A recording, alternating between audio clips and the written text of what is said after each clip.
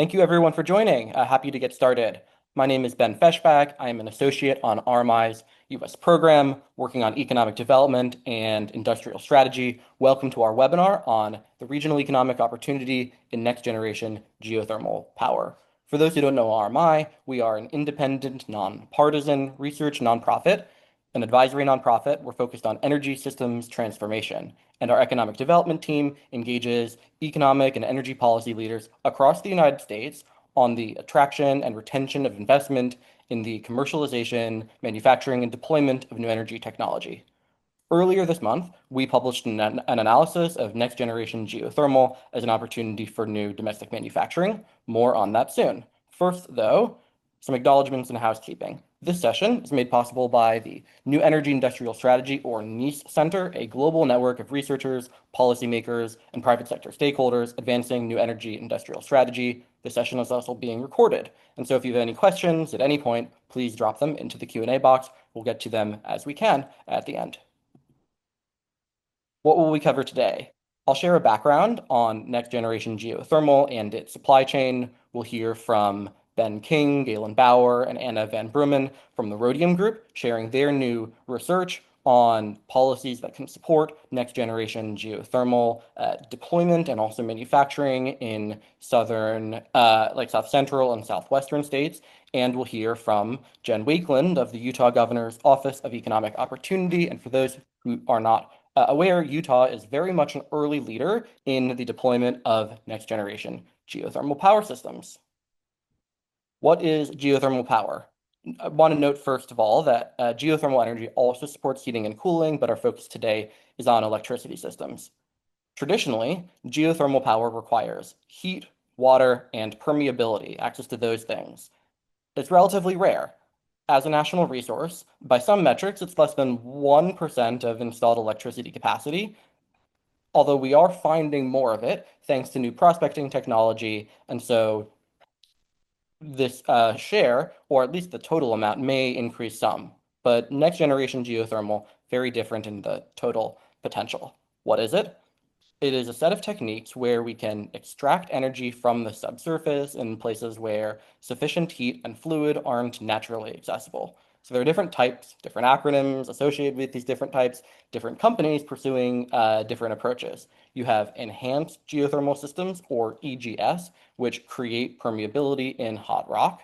You have closed-loop geothermal systems, working to circulate fluid throughout sealed subsurface networks. And then you have super hot rock projects that are applying these approaches, or a combination of them, at supercritical temperatures that unlock even more energy. For next generation geothermal technologies, equipment needs will vary by technique and by firm. So EGS, so enhanced geothermal system developers, many of them favor binary cycle or organic Rankine cycle, ORC, power plants for leveraging lower temperature resources. And here you would have like the geothermal brine or the geothermal fluid, heating up a working fluid through like a heat exchanger, and then the working fluid is what spins the turbine, generates electricity. On the other hand, you have super hot rock developers that might favor direct contact steam turbines. So different equipment on the surface, also different equipment sometimes on the subsurface, say for drilling technology. So some firms are adapting mechanical drill bits, like polycrystalline diamond compact, or PDC cutters from the oil and gas industry, while others are developing direct energy based drilling technology, which involves in one case, adaptation of gyrotrons developed for fusion research. What is the value of next generation geothermal? There's value to the electricity system, there's value to the United States. For the electricity system, next generation geothermal power is scalable, it is flexible, and it is firm. Scalable because you can do it in more places, flexible because you can ramp up and down operations, even potentially through like long duration energy storage, and firm because you can do it 24 hours a day, 7 days a week. For the United States, we have the world's largest technical resource, so the amount of hot rock in the ground that we could theoretically unlock, and we have the technology and the talent that's needed to unlock it, in part through our oil and gas drilling services industry, as well as some other sectors. Next generation geothermal has experienced substantial progress in recent years. From 2018 to 2025, investment worldwide grew about 100-fold from around 22 million in 2018 to over 2 billion in 2025. And each year that the National Laboratory of the Rockies, formerly NREL, has looked at the cost reduction expectations for next generation geothermal power systems, they've reduced the expected cost. That is, the cost reduction expectations keep improving. We also see progress in projects across the country and in firms approaching public markets. So you have plants now under development in Oregon and firms, an EGS firm, Fervo Energy, that just went public earlier this month.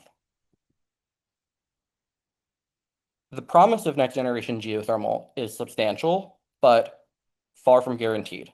There is a real path researchers have found to national scale adoption of this technology, not just out west, but all over the country. But again, its path is far from guaranteed, and the progress that geothermal developers and the nation as a whole makes over the next several years to a decade is going to be determinative in how big this industry gets.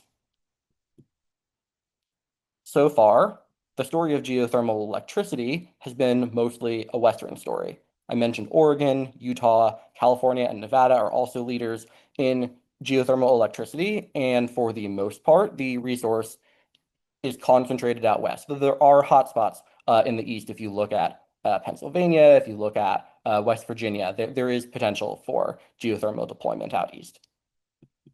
But the geography of the economic opportunity is even broader than that. Because if geothermal takes off, we're going to need a lot more geothermal hardware. We're going to need a lot more turbines. We'll hear a little bit more about that in a little while.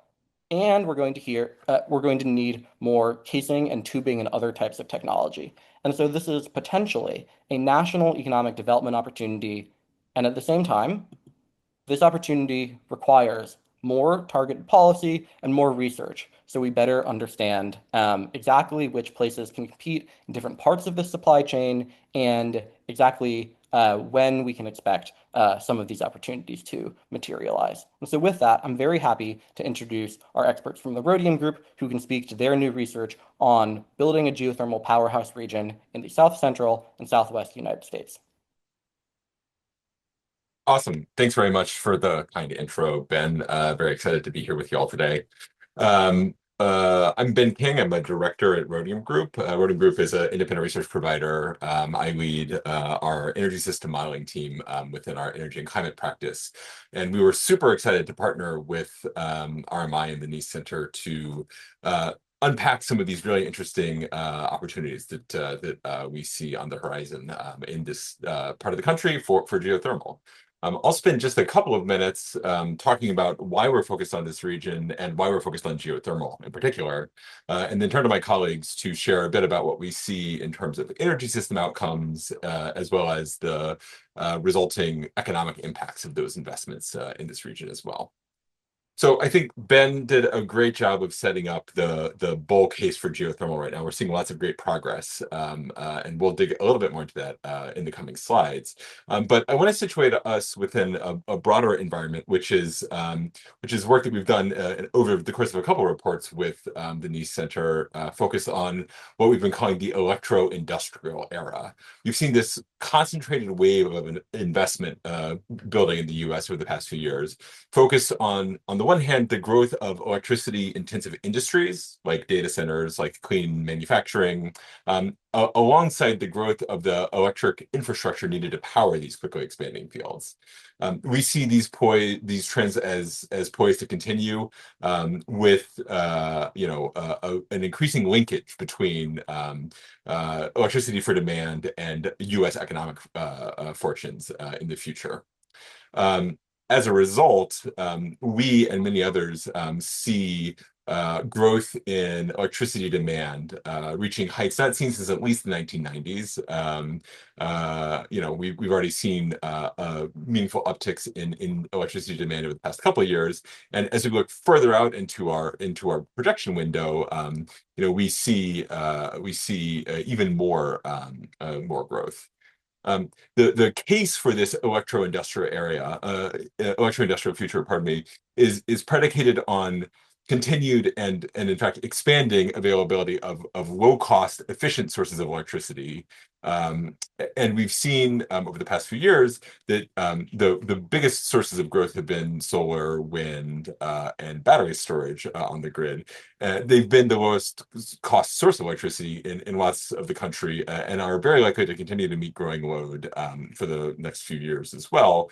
Um, though, there's some uncertainty around the policy environment to support that growth. Looking We've looked at this electro-industrial era from a couple different perspectives in partnership with the Nice Center. We released a note a couple months ago focused on growing electricity demand in the U.S. Southeast, and how a combination of policies can help solar both meet that growth and also support the development of a cluster of solar manufacturing. We're focused on a little bit of a different question with this work, which is how can a region, a group of states, scale something that's much more nascent in the solar industry, but will be a critical industry, and really create this interesting cluster of geothermal that could exist.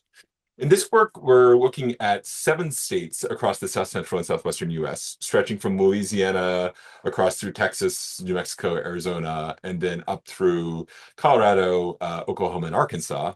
And we're focused on this region for a couple different reasons. First, this region features really rapidly growing load. So we've talked about sort of national load growth. Within this region, electricity demand increased by more than a third from 2010 through 2025. Over that same window, national demand only grew by 8%. So just by point of comparison, this is a huge area of load growth in the country. And we expect that about 30% of all load growth between today and a decade from now will also be concentrated in this area. This demand is largely driven by data centers, especially in Texas, the electrification of oil and gas production in the Permian Basin, growth in manufacturing of semiconductors in places like Arizona, and just sort of like population growth writ large. And as I said, we anticipate that wind, solar, and storage will be able to meet a lot of this growing load, but firm generating capacity, so capacity that's available when called on rather than relying on variable inputs like sun or wind, are likely to play a really important complementary role to these other sources of generation that will help maximize reliability and minimize cost. So this is a place where there's lots of demand on the horizon. And you've seen a couple different flavors of maps like the one on screen now in Ben's presentation. But just to underscore, this is also a really promising region for next generation geothermal development. So again, focused this work specifically on a next gen geothermal, and in fact, a very specific flavor of next gen geothermal called enhanced geothermal systems, or EGS, if you hear us using that acronym periodically. And you can see that there's really promising sort of like red and orange resources in many parts of the region that we're taking a look at. Um, there's also a lot of value in expanding the aperture of states that are focused on geothermal, so that more parts of the country can get experience installing these types of generating technologies, and understanding sort of like how to do this in different geologies, in different regulatory environments and the like.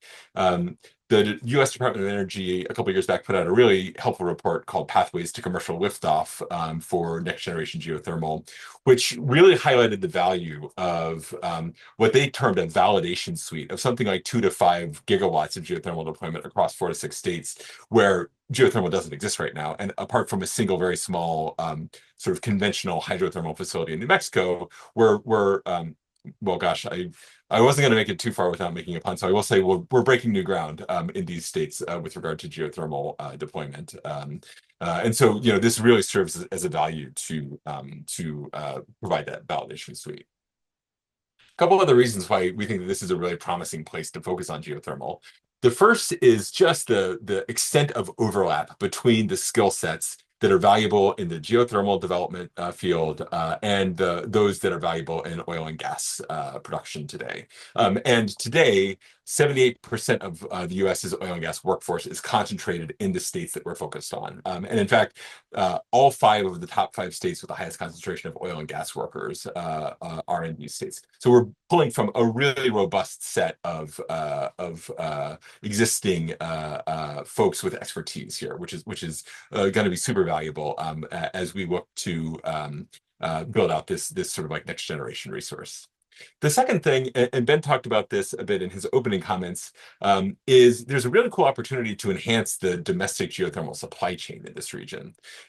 Ben talked about the difference between binary or organic Rankine cycle turbines and flash turbines. But for EGS, for the type of geothermal that we're talking about here, it is these ORC turbines that are most regularly used. And the availability of those turbines is actually a major bottleneck. Almost all of the ORC turbines manufactured today are produced overseas. So it adds both time and cost to bringing new facilities online. Um, uh, on the flip side, there is already a legacy presence of binary turbine manufacturing in this region, particularly in Texas and a little bit in Colorado as well, underscoring again sort of like the synergies that exist between the workforces that exist in this region today and the ability to expand domestic capabilities for production of key geothermal components as well. Lastly, we've already seen lots of interest in geothermal in these states. Between the time that we drafted our report and our comments today, at the time of drafting, both New Mexico and Colorado had either had attempted or were in the process of setting up funding for small geothermal support in those states on the order of $5 to $10 million. And then just yesterday, news broke of the Mountain West Geothermal Consortium, which is a group that involves Colorado, New Mexico, Arizona, as well as Utah, who we'll hear about their leading work in geothermal from Jen a little bit later on. But this is demonstrating again the appetite that exists for geothermal within these states. For all the reasons that we see above. But when we think about going to talk to these states about geothermal, you're not starting from a blank slate. You're really starting to talk about things that are already really well known. So for these promising reasons, we wanted to take a look and see what was possible to have state policies support the build-out of both geothermal deployment on the grid and geothermal manufacturing. And next, I'll turn to my colleague, Anna Van Brummen, who will talk about the policies that we modeled and what we found that they can do for the grid. Anna? Thanks, Ben. Okay, so we worked with our partners at RMI to design a set of policies aimed at driving geothermal deployment onto the grid in tandem with building out a regional manufacturing hub for the turbines used in geothermal plants. We developed two representative policy scenarios, a set of core policies, which we call state action, and a broader suite of policies aimed at achieving even more ambitious outcomes, we term enhanced state action.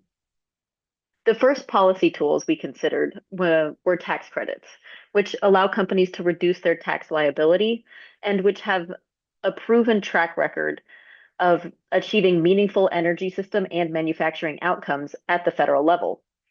Tax credits typically come in two flavors. An investment tax credit allows for the reduction by a certain percentage of a project's upfront investment, while a production tax credit reduces tax liability by a specified dollar amount per unit that a plant produces over a set period of time. In our state action scenario, we model the impact of a 20% investment tax credit for clean, firm power paired with a manufacturing production tax credit for geothermal turbines. The enhanced state action scenario starts from this state action and then layers on additional policy support. In order to figure out what kind of additional policies would be most beneficial for geothermal deployment, we considered examples of existing and proposed state and federal policies, on top of speaking to experts in the geothermal field. Ultimately, our enhanced state action scenario also boosts the production tax credit for turbine manufacturing, reforms the permitting hurdles for new installations that in order to bring down the lead time for new EGS plants. And finally, a state geothermal loan program provides projects with early stage capital that can be hard to acquire from more traditional lending sources. So we ran these policies through Rhodium Group's version of the National Energy Modeling System in order to capture the impacts of policy on geothermal deployment in this region. Next slide, please. Okay, so as a bit of a background, national geothermal deployment sits around 4 gigawatts, and less than 1% of that is currently contained within the study region. When we introduce state action policy, we see regional geothermal deployment increase to almost 2 gigawatts by 2035, which represents a substantial increase from the current levels. With additional policies layered on in our enhanced state action scenario, this number rises to 5.6 gigawatts by 2035 regionally. In the enhanced state action scenario, we also see that increased regional deployment drives faster learning. As the technology sees more early stage build out, costs come down for all future developments, which in turn drives national geothermal deployment up as well. Between the state action and the enhanced state action scenario, the primary policy driving increased deployment is the State Geothermal Loan Program.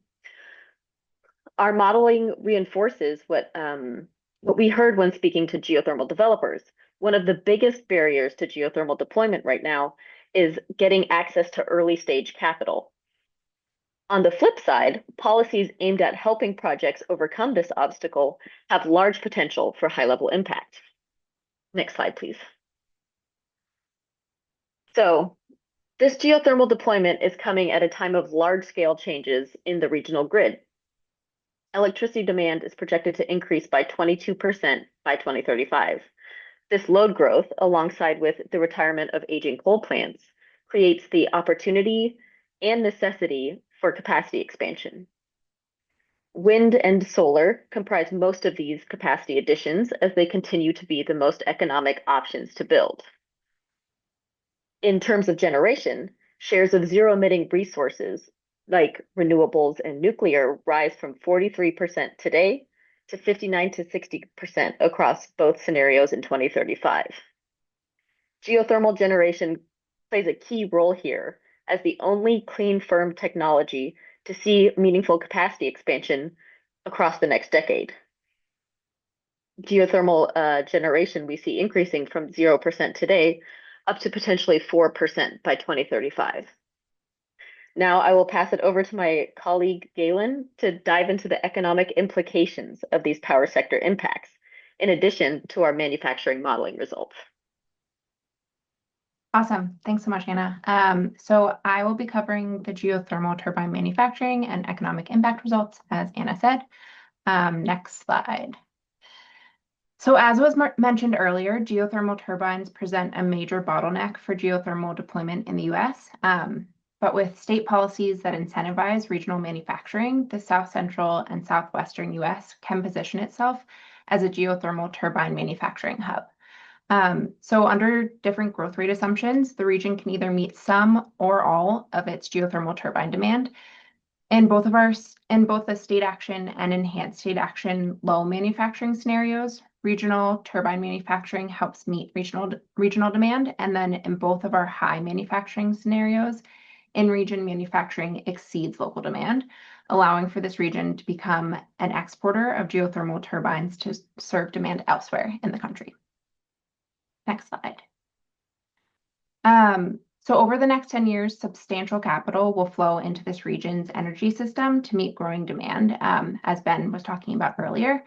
Between 2026 and 2035, the region sees between $163 to $168 billion in private and federal capital investment in the energy sector and associated industries under the two policy scenarios. So given the growing demand in the region, considerable investment will go towards expanding established energy industries such as wind, solar, natural gas, and storage. But with targeted policy interventions, states can help drive investment in next-gen geothermal as well. So even though the levels of investment into geothermal are small relative to the other industries, they represent a substantial jumpstart to this emerging industry. In the state action scenario, we see a total of $4 billion in federal and private capital invested in new geothermal capacity. And then the more favorable policies under the enhanced state action scenario crowd in almost 3 times that level of investment, totaling $11 billion. And then in both scenarios, we see about $1 billion in private capital going towards turbine manufacturing. Next slide. So then in terms of employment benefits, across both scenarios, changes in the energy system are associated with an increase of 645,000 to 860,000 job years between 2026 and 2035. Given the large capacity changes from today, solar, natural gas, wind, and storage account for about 90% of these job opportunities. But zooming in on geothermal results, under the enhanced state action scenario, stronger policy incentives for geothermal, both power and manufacturing, are associated with about 57,000 to 75,000 job years, which is more than double the employment impacts of the state action scenario. So this finding just really highlights the critical role of policy ambition in scaling geothermal workforce impacts. Essentially, more generous policies lead to increased job opportunities in the sector. We also find that there's meaningful growth in occupations associated with the development and operations and maintenance of geothermal deployment and manufacturing, including many jobs with transferable skill sets from other industries such as oil and gas. The top occupations for the development of geothermal-related industries include construction and installation workers, metal workers and assemblers, drilling and rig workers. And of the top 6 geothermal-related development occupations, 4 are also among the top 6 oil and gas development occupations. And then for the top O&M occupations, these include metal workers and assemblers, plant and system operators, and engineers. And of the top 6, 5 of the occupations overlap with top oil and gas occupations. So just quickly on the last slide, this workforce alignment really does have important implications for the economic development of this region. Oil and gas jobs are typically associated with high wages, particularly for skilled technical and engineering roles. So by broadening employment pathways into geothermal, this region can sustain high quality job opportunities with minimal retraining. Okay, next slide. And then lastly, there are also important fiscal impacts to the region. Geothermal deployment and associated manufacturing activity generate between 151 million to 348 million in additional gross revenue between 2026 and 2035. But these policies also cost states money, so we want to be cognizant of that. So in net, they cost about 1.4 billion under the state action scenario and 3.4 billion under the enhanced state action scenario. However, these state outlays are extremely small relative to the overall budgets of the states in the region. The enacted fiscal year 2026 annual budgets for these states totals $194 billion, which is only the state fund appropriations. It doesn't include any federal funding that the states receive. So the annualized fiscal impact of these policies represents less than 0.2% of the current state spending in both scenarios. And then lastly, across scenarios, these state level costs are more than offset by the external capital that they draw in. So each dollar of state investment into geothermal yields around $3 in private and federal investment. Next slide. And then just to end on some key takeaways, the South Central and Southwestern U.S. can leverage its growing demand for firm, flexible power to position itself as a hub for next-gen geothermal deployment and manufacturing. The region's oil and gas expertise provide a workforce and industrial foundation that are ripe for geothermal deployment and manufacturing growth.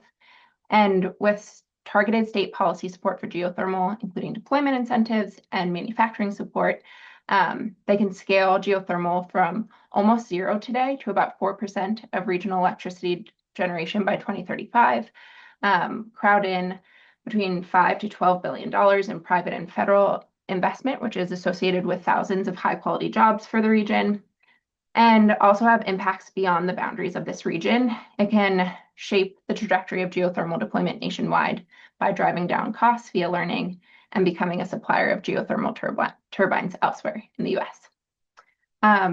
So that's it for our presentation. I will pass it over to Jen Wakeland from the Utah's Governor's Office of Economic Opportunity for her presentation. Thank you, you guys. Fantastic.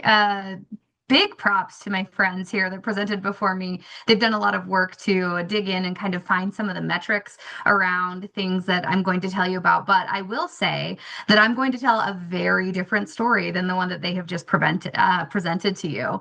And not to say that their work has not equated to what we're seeing on the ground, but that there are very different ways that very different communities can do these kinds of things. So for those who don't know me, Jen Wakeland, Governor's Office of Economic Development here in Utah. Before this role, working in business development as the vice president, I was actually working as a local economic development director in Beaver County, Utah. That place is very, very small, 7,000 residents on a good day across the entire county, and primarily worked with Fervo Energy, but also worked with very many different geothermal companies there in the place. So let me play this video. It's just a loop. And let me tell you a little bit about Beaver County, Utah, because you all want to know about Beaver County, Utah. What I'm showing right now is a video of a place called Meg's Brothel. And so our history in Utah and in Beaver County with geothermal and economic development goes back decades, hundreds of years, even as the geology would suggest. But this is an example of a current hotspot, geyser thermal pocket there in the county where a brothel was actually established. The very first business in Beaver County was just that. It was formed around this hot springs. And the miners were primarily moving west to find their riches, find gold, find silver, find all of the good things that they had been promised out west. And so you can see here the footings of the bathhouse that actually existed for those weary miners to come and travel to, spend a little bit of money, find a good time, and then move along with their lives. So when I say that we have a long history with economic development and geothermal, this is proof of that. But today, what we see is very different than the business model of Meg's Brothel, right? I'm going to show a video that has to do with the current investment. You heard a little bit before. Just last week, Fervo Energy launched their IPO. I was fortunate enough to attend that event there in New York Times Square as Fervo Energy lit up all of the screens there in the square. An exciting moment. That group went from private investment, several series of private investment, to launching their public shares being estimated at over $7 billion pretty much overnight, or at least over 48 hours. Pretty exciting for my friends. I forget, Tim is the co-founder. He's just my buddy. I get pictures of the baby every once in a while, and Sarah Jewett leading their strategy. I get to see and work with them on a personal level because they're friends too. So I forget that they are kind of doing this really cool thing. But to summarize what they're doing out in Beaver County particularly, I thought I would play this video really quickly. Everybody knows Bill Gates, so I'll let him take it from here.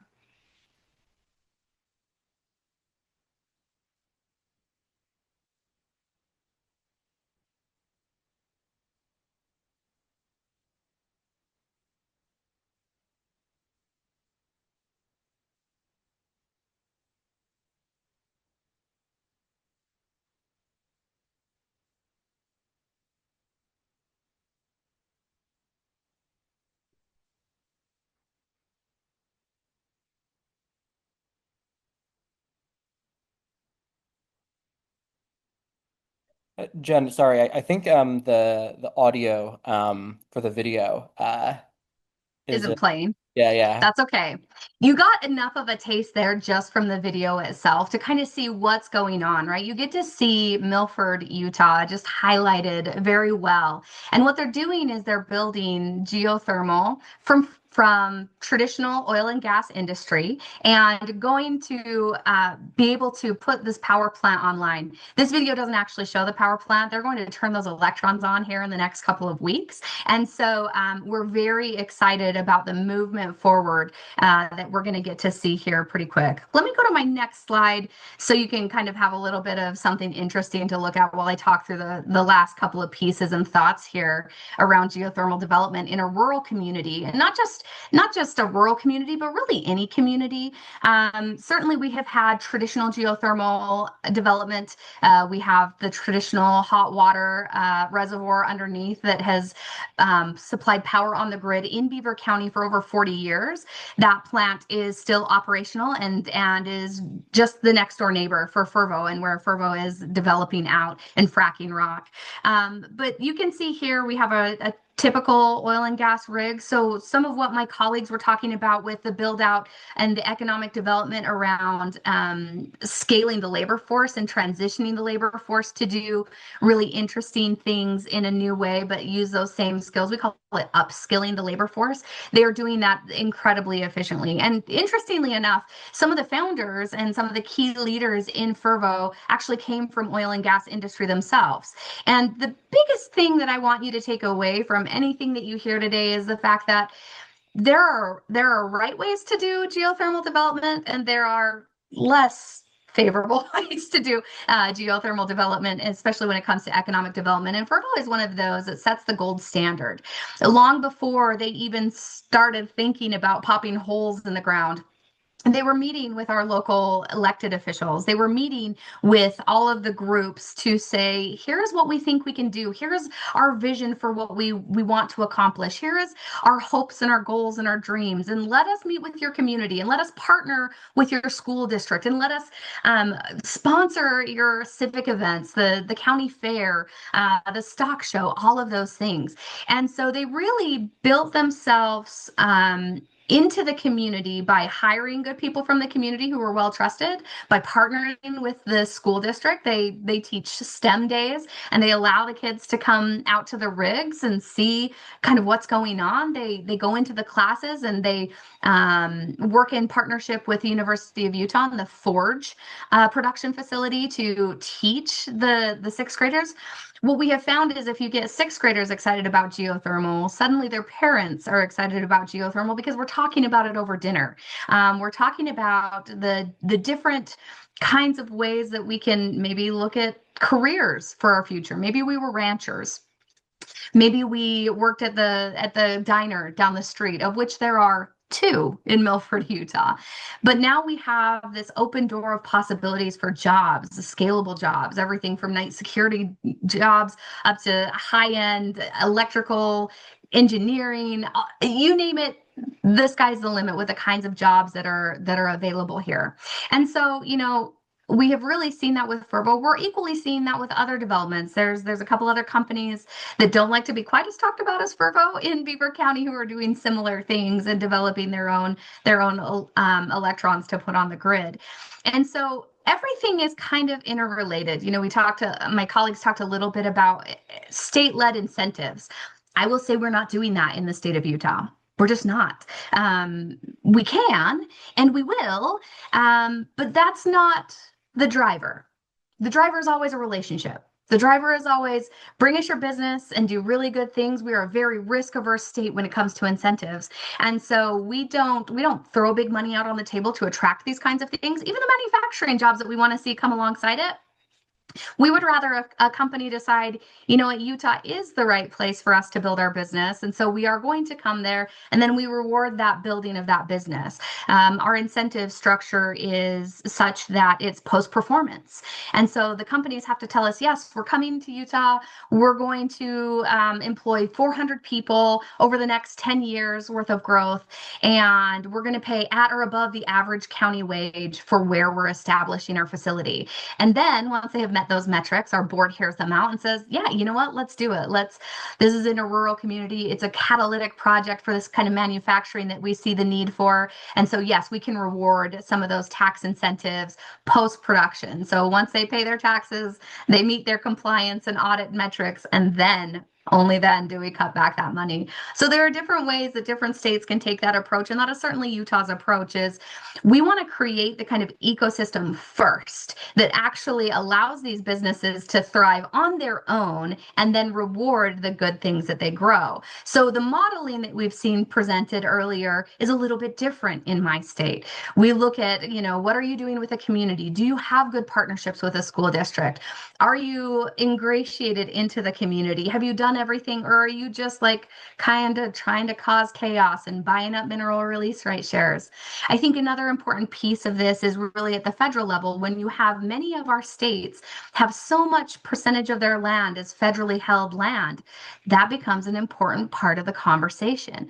That means that the state and the locals have to have really good relationships with our federal partners, BLM and the like, to be able to go ahead and really bring that together and work together and say, hey, as a local, this is what we want to see. And as our federal counterpart, we would really appreciate you working with them through your permitting process, through whatever mineral release rights may exist, to secure those kinds of things so that projects can move forward. And the same is true on the manufacturing side when we're recruiting other businesses alongside to either use the electrons that are being generated. That's the best case scenario, is that we don't actually sell those electrons to another state, although the business needs to do what is best for the business. But certainly from a local perspective and a very rural perspective, we would rather see more job creation, because as you saw, there's quite an impact for the economy when you can bring alongside some of the manufacturing that goes along with it.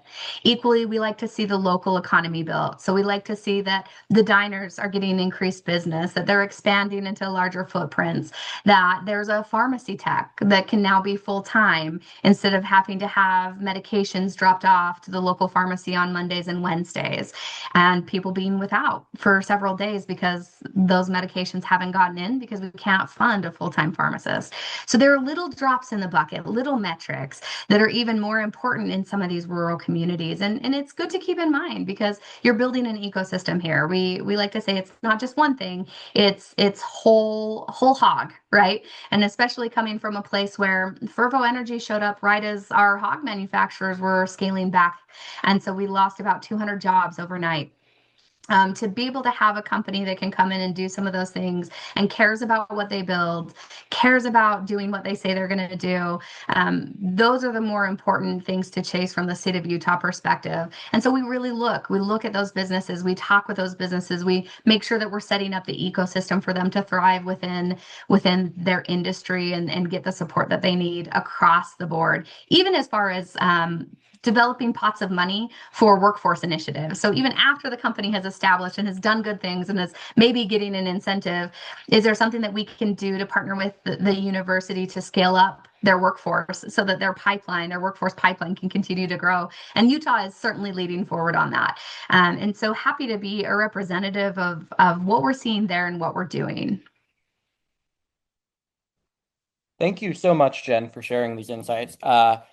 This was wonderful to hear, and really appreciate the perspective you shared on the history for Beaver County, for Utah, and also how different state leaders are taking different approaches to commercializing and scaling next generation geothermal, and how it's not as much of a one size fits all case, as much of a work with the approach and incentives you already have, leverage your strengths, play to your strengths, play to the relationships that you're building. I'm seeing lots of really great questions. I'll start with the first one that we saw, which is on how the next generation systems compare to existing systems like the geysers. So for those who don't know, the geysers are an example of a large-scale geothermal power systems plant in California. I want to say Northern California, but someone can correct me on that.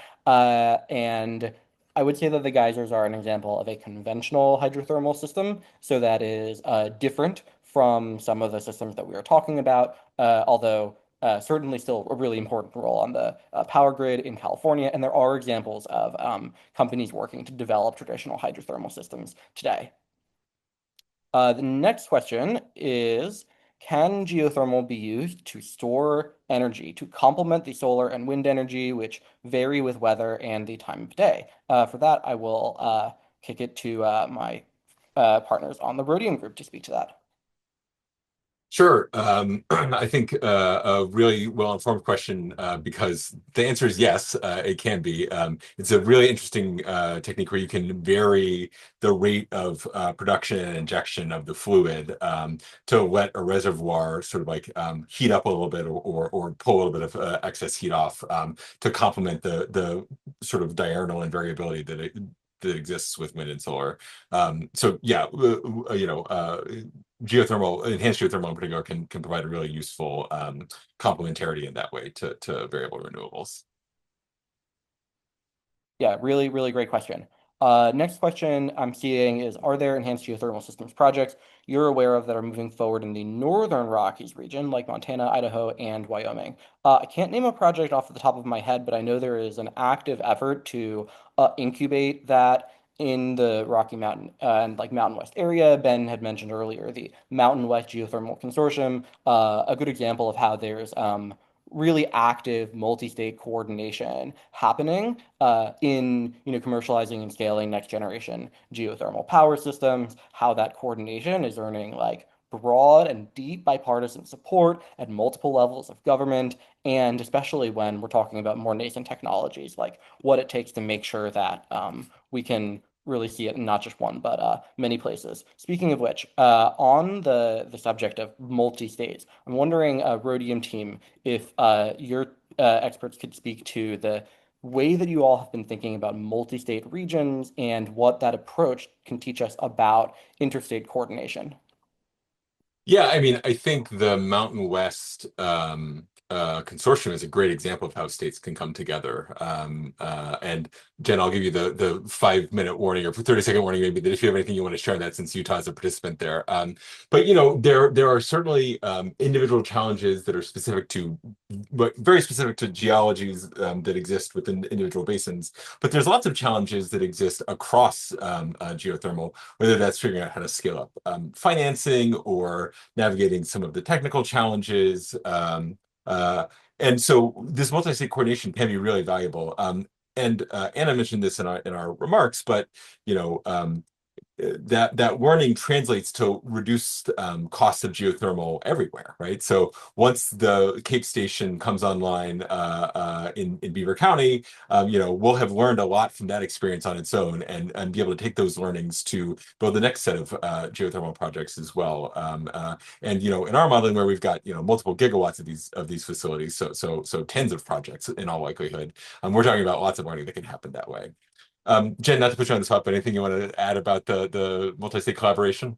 Yeah, for sure. I mean, you're absolutely right. And one of those overarching theories and like cultural norms in kind of embedded in Utah DNA, I think, is that we're better together and that we all need to kind of work together to move forward initiatives. Now, that's not to say that we all need to do it the same way, right? Because Utah is going to take a very different approach than Arizona takes or Colorado takes. I mean, if you just look at the governors across the 4 states, you have a very different matrix of governors and their initiatives and kind of the things that matter. And yet, we're coming together to say this is important. I think another piece that we're kind of missing is the fact that in the region, there is a real constraint for transmission. And so like we can talk all day long about generation, but if we are not equally building out that transmission corridor, or at very least on local level, facilitating ways that we can have offtake. So maybe not even larger transmission, but offtake to projects, which is, of course, is going to spur economic development. We're no better off than if we hadn't done the project at all. And so I think that's going to be the next leap that the consortium is going to really have to look at, and that the larger region is going to have to look at is, okay, great, we finally got all these electrons on the grid. We love that. But then what are we going to do with them? And does it make sense the way we have done it before to just ship it to the highest bidder? Or does it make sense to work with these companies and say, okay, well, here's an incentives-led approach, but we want to negotiate a certain percentage of this held in reserve for our own economic development growth initiatives. Certainly, Utah hasn't taken that approach yet. We're pretty risk averse, like I said earlier, but it's a constant piece that we're going to have to navigate, and we're going to have to learn from each other as we move those models forward. Thanks. Those are really important insights, especially around transmission, an important part of this conversation. Jen, I'm going to put you on the spot again if you'll so indulge, and would love to hear more about the role and importance of like sub-state leadership and where like local economic development leaders can lean in, and also the role of like local economic development leaders in coordinating other, sub-state stakeholders. Maybe that's like financing institutions or workforce development boards or other important kind of parts of this ecosystem. Yeah, it's a great question. And I will go back to something else that I've already said, which is like we're better together. And so, really, when you're talking about state level, that's great. That's fine. Like I work at the state level and I love it all day long. But the vast amount of work gets done in the local municipalities where these projects are going, and it requires deep partnership. I talk a lot about Fervo because I have a deep partnership with Fervo. I equally have a deep partnership with those who are leading on the Forge project. Forge came before Fervo. Forge is the granddaddy of this, and they are the research institution through the University of Utah that actually said this is even a thing that we can do, right? And so those relationships, having that higher ed learning piece, connecting with the market piece and commercial growth, having it connected with a district, a school superintendent of Beaver County that has, 2 high schools in the entire county, 130 kids graduating each year total out of the senior class, right? You wouldn't think that those are relationships that necessarily need to be fostered in order to see this kind of growth, but it absolutely is necessary. So at the end of the day, like, listen, I'm a tough personality. I'm hot and cold, and people either like me or they don't. And I'm super okay with that.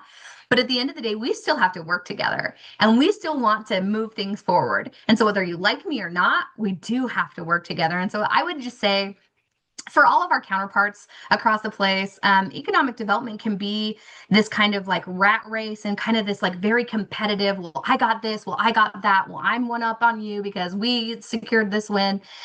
Put that crap aside because that's literally what it is, and start leaning into how you can be better together because it takes those relationships. I have a very good colleague up on the north end of the state, and she's really digging into nuclear. Super cool. She is going about grid generation stuff in a completely different way than I am. But she had the idea, well, what if we change the state sandbox rules to allow for 5 years worth of sandbox instead of 2 years? That way we can offset the cost of some of the infrastructure. She let out, she got those policy changes implemented across the state, and they directly benefited what I'm doing in Beaver County. So don't worry about who's winning, who's getting what, who's ahead, who's behind. Worry about what you can learn from each other, build those relationships, set aside some of the personalities because there's lots of them in economic development. There's so many egos and so many attitudes. But set that aside and really, really figure out how to work together because it's critical. You cannot see success on a local level without partnership and deep trust. Yeah, this is really important. And one of the things that we're trying to do with conversations like this is provide a platform for scaling up peer learning. And so if you're interested in more of what we're talking about here, please stay tuned. We'll send in the follow-up note, the invite link for the next webinar, because we want to make sure to continue to spotlight local economic development leaders from across the country. Another question that we saw is on which is better, if you will. How is next generation geothermal different and better than conventional geothermal like the geysers? So I'm gonna like partially reject the premise of this question and then partially like address what I think makes it different. So I don't really think that there's like an inherent better or worse. I think that it's important to be able to like leverage the assets that you have, and certainly like the projects like the geysers have played an important role for California. It's great to see firms like Zanskar and others trying to like find more hydrothermal resources that are out there. And these projects have been important for economic development for electricity grids for some time. I will say that for next generation geothermal techniques, the scalability is different. You can do it in more places. And that does have some implications for the supply chain that we're talking about. So historically, geothermal turbines and surface plants have been like engineered as these like semi-custom projects where equipment is like sized and tuned like for the geology of each unique plant. And so that's kind of like limited the scalability and speed of the equipment manufacturing. And so part of like the path to lower project costs is like standardized surface equipment design, and next generation geothermal systems make that much more possible. And I would say as well that like standardization is also a case where acting now really like creates an opportunity for international leadership, giving an opportunity to like shape procurement standards and designs. And that there are other reasons as well why we need to be thinking about these things in the context of supply chains. And toward that end, I'm going to ask Ben and the Rhodium team to speak a little bit more about the urgency of some of the turbine-related challenges and themes that you all explored in your analysis. Yeah, thanks, Ben. I think, like we mentioned sort of at the top of our presentation, there's a couple major manufacturers of this sort of like specialized organic Rankine cycle turbines that are used for enhanced geothermal in particular. Production largely located on the other side of the Atlantic in Italy and in Israel, a little bit in Turkey as well. And these are facilities first and foremost that they've been around for a little while, and their order books are pretty full as well. So it takes a little while to source these things, and then you got to put it on a boat. You got to ship it across the Atlantic. And every extra month or two that you're waiting for something to arrive in port is a month or two delay that you're not putting energy on the grid and getting paid for it. So that matters quite a lot. Not to mention the potential for disruptions in global shipping. We won't delve into that too much here because that's a whole rabbit's nest unto itself. But certainly onshoring some of this production not only helps improve the sort of security of the supply chains, but as Galen mentioned in her remarks, it really is an economic opportunity as well. So it really is sort of achieving a couple great outcomes with one intervention. Yeah, that's really important. Okay, I'm seeing a few more questions. We'll try to address them quickly and then wrap up. Do we anticipate that next generation geothermal technology and approaches will continue to advance?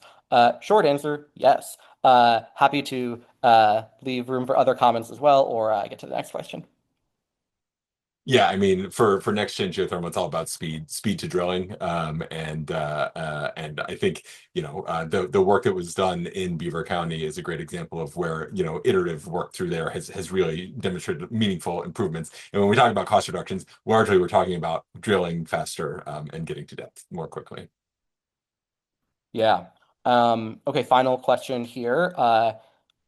Putting economic competition and learning aside, kind of on a local and interstate level, is there something similar to be said on a global level and learning from success in other countries? I think the answer to that question is absolutely yes. The United States is far from the only country that is interested in and supportive of the commercialization and scale of next generation geothermal. Ben mentioned that countries like Italy, Israel, also Japan and Turkey are specialized in the manufacture of these turbines. I think that if we want to like have some of that expertise and build on it, there's a question of how to like incentivize foreign direct investment in turbine manufacturing if there's enough of a market for it. And also there are all sorts of like international partnerships on the commercialization of some slightly further out next generation geothermal technologies involving countries like Iceland, New Zealand, I think Indonesia and Kenya are also part of that as well. So definitely a really important role for global partnership and in making the United States not only competitive, but collaborative as well. And with that, I want to just take a moment to thank Ben and Anna and Galen and Jen for all of the insights that you've shared over the last hour. As a reminder to everyone who joined, over the next 24 hours, we'll aim to share a recording and additional resources like the slide decks. And thank you so much for taking the time to join us. We really appreciate it and have a great rest of your day.